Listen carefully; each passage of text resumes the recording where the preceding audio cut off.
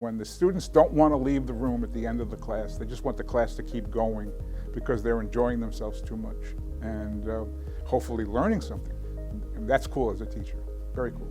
I'm John Meshy, I'm the Director of Music Technology here at Post. I've been an adjunct since the late 80s and the Director of Technology since the early 2000s. And just around the time where our partnership with SoundTree started, you can teach a lot of concepts that you could not teach in a traditional classroom where students are just taking notes, and I think you can do that much better in a lab like this. Now everybody in the class is a piano, everybody can play.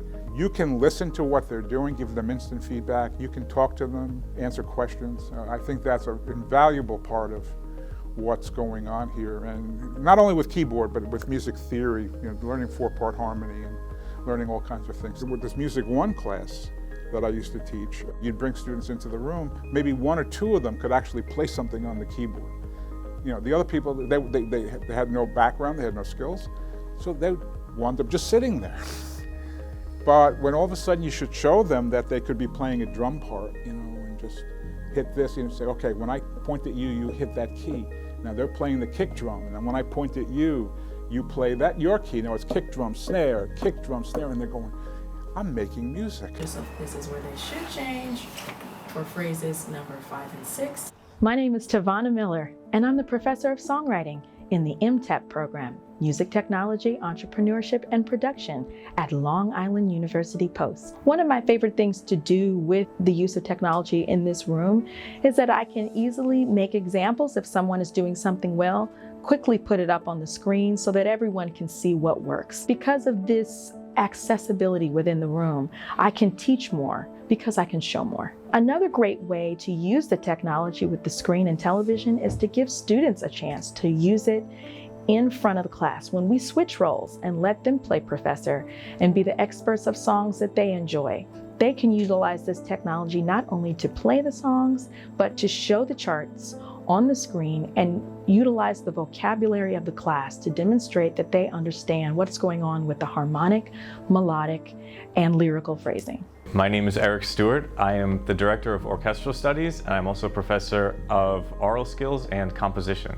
I use the GEC5 system for my Aural Skills class, and I use it in a variety of different ways. The most basic of which is just using it to accompany the class while they sing through exercises, and I play harmonies along with them.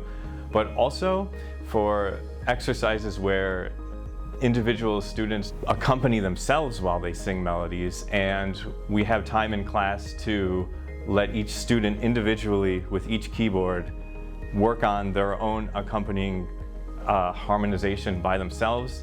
I'm able to walk around the class and check on them, see how they're doing. I can suggest fingerings for them on the keyboard if they're having trouble with certain chord progressions, and it gives them a chance to work individually while in the context of a group setting. And I also like the fact that I can stay at my station and go into anybody's keyboard sound and talk to them through their headset and go over some things. I can hear what they're doing from all the way from my station. So it's really nice in that sense. It gives flexibility, a personalized kind of attention with each student, even though they're in a group setting. In the Music Tech Lab, I taught a summer course for high school students, getting familiarity with different programs with music technology, like some audio editing software like Audacity, which is an open source program, and music notation software, which I use all the time as a composer, which is a Finale.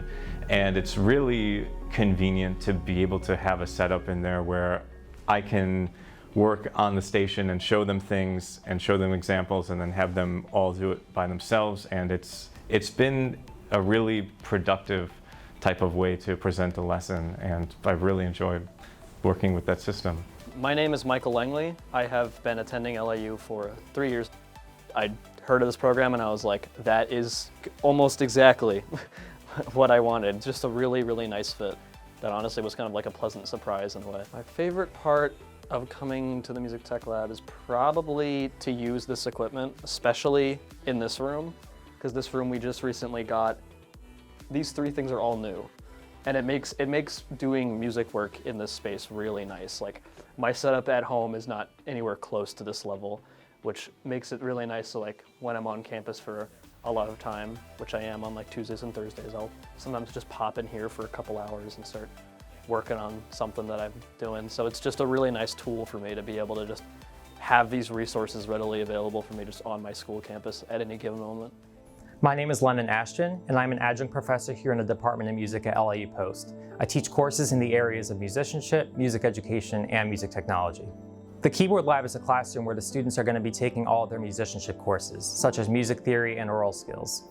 When it comes to music theory, there are a bunch of benefits based on the equipment that we have in the room. For instance, every station comes equipped with a Korg SV2 73-key keyboard. These keyboards come with weighted keys, which helps the students develop the touch that they need to engage in piano if they want to later pick up that instrument further. When it comes to teaching my musicianship courses, such as music theory fundamentals, it's important that the students have an idea of how to find these notes and chords on a piano keyboard. The Korg GEC5 system allows us to engage in group performance. So we have soprano, alto, tenor, bass parts, 4 different parts on the staff, and each student can play an individual part one by one, which engages their sight reading skills, and it also lets them see how each part in a piece of music contributes to the whole. How does it contribute to the texture? How does it contribute to the overall harmony? When they're heard separately, they might not sound too melodic, but taken together, they form some great harmonies. So music theory classes can be quite abstract and dry when they're just left on the whiteboard. What I like to do in my music theory classes is get my students involved in the performance aspect of making music. And by having each student play a different part of a 4-part harmony, it lets them see how does each part actually contribute to the whole.